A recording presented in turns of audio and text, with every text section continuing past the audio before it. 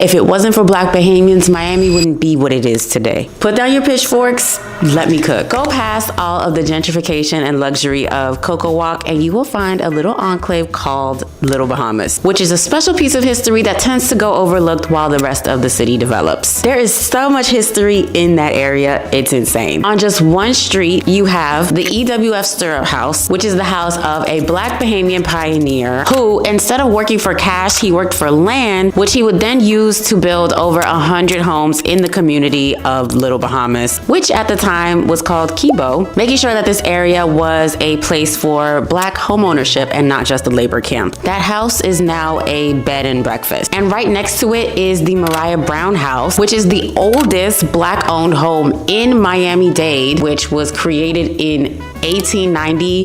That is more than 100 years old and it's still standing right there. That very road that these places are on were all paved by hand by the community that lived there. And when you look down that street, you can see that it starts to veer off a little bit and it's not centered because it was paved by hand originally. They built their own Goodfellas Hall and filled the community with architecture called the conch style, straight from the island. And if you follow that street all the way to the end, you will find a cemetery that is rumored to be the inspiration for Michael Jackson's Thriller music video. But the work did not stop in the grove. Some of these same community members ended up clearing the mangroves and laying the tracks for the Florida East Coast Railway. And amidst all of that happening in 1896, when Miami was trying to incorporate as a city, it was the same Black Bahamians that casted the vote to put this city into existence in the first place. 162 of the 368 men that voted were Black. That is nearly 45% of the vote,